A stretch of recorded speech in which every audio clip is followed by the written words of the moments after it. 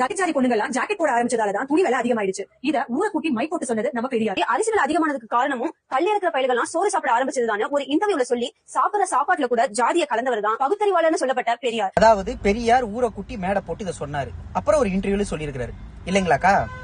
பெரியாரோட அனைத்து கூட்டங்களும் பேச்சுக்களும் டாக்குமெண்டட், எதுவுமே மிஸ் ஆகாது. இப்போ இந்த அக்கா கமெண்ட்ல எவனாச்சும் கேள்வி கேட்டா நாங்க தீர விசாரிச்சுதாங்க நொட்டுவோம் எல்லா ஸ்கிரிப்டையும் சொல்லியிருக்காங்கல்ல. ஐ சேலஞ்ச் திஸ் அக்காவோட பாப்பார பிஹேவியர். எங்க எந்த மேடை போட்டு சொன்னாரு, எந்த இன்டர்வியூல வந்திருக்கு, எந்த பத்திரிக்கை, என்ன டேட் சொல்லணும். அப்படி ப்ரூஃப் காட்ட முடியலனா பொது கக்கூசுல கிடக்கிறத அள்ளி வாயில போட்டு திங்கிற மாதிரி பொய்ய வாயில போட்டு மென்னுட்டம்பா அப்படின்னு ஒத்துக்கணும். இதுக்கு ஆதாரம் எப்படி காட்ட முடியும்? காட்ட முடியாது. நடந்தாதால காட்டுறது, நடக்காததுக்கு எப்படி ஆதாரம் காட்டுவீங்க? அப்ப அந்த கார்ட்டூன் என்ன?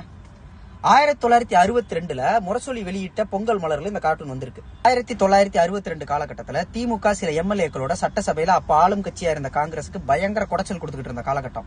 அந்த காலகட்டத்துல பெரியார் காங்கிரஸ் ஆதரிக்கிறாரு. அப்போ திராவிட கழகத்துக்கும் திமுகவுக்கும் ஒரு சண்டை போய்கிட்டு இருந்த நேரம். திராவிட கழக விடுதலை பத்திரிகையில திமுக குறிச்சு எழுதுறப்ப கண்ணீர் துளிகள்னு குறிச்சு எழுதுவாங்க, சுருக்கமா காத்துன்னு போடுவாங்க. அப்படி சண்டை போய்கிட்டு இருந்த டைம். அந்த டைம்ல திமுகவோட முரசொலியில பெரியார பார்த்து ஒரு கேள்வி கேக்குறாங்க. என்னன்னு கேக்குறாங்க, பார்ப்பனிய முதலாளிகள் நிறைந்த காங்கிரஸ பெரியார் ஆதரிக்கிறாரு, அப்ப பார்ப்பனவாதிகளோட இந்த கருத்தை எல்லாம் அவர் ஆமோதிக்கிறாரா அப்படின்னு கேட்கக்கூடிய கார்ட்டூன். இந்த கார்ட்டூன்ல இருக்க கருத்துக்கள் பெரியாரோட கருத்துக்கள் இல்ல, பெரியார் ஆதரிக்கிறதா அந்த காலகட்டத்துல சொன்ன காங்கிரஸ்ல இருந்த பார்ப்பனிய தலைவர்களோட கருத்துக்கள். இத பெரியார் ஆதரிக்கிறாரா அப்படிங்கறதான் கேள்வி. இந்த கார்ட்டூனோட அர்த்தம். முரசொலியில இப்படி ஒரு பொலிட்டிக்கல் சட்டையரா வந்த கார்ட்டூனை பெரியார் சொன்னதா உண்மையா லிட்டரலி எடுத்து போனா அதே பொங்கல் மலர்ல இப்படி ஒரு கார்ட்டூன் வந்திருக்கு. இப்ப என்ன, பெரியார் நமக்கெல்லாம் தெரியாம ரகசியமா டாக்டரா இருந்தாரா?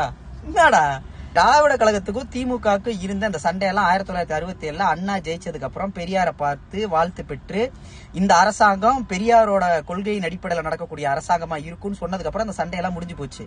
அண்ணன் தம்பி சண்டைய தெருமுக்குல முக்காடு போட்டு ஒளிஞ்சு நின்று வேடிக்கை பார்த்துட்டு அதை இன்னைக்கு திருச்சி வதந்தி பரப்பலான்னு மேதாவி மென்டல் மாதிரி பேசினா அது உண்மையாயிடாது. Correct your records.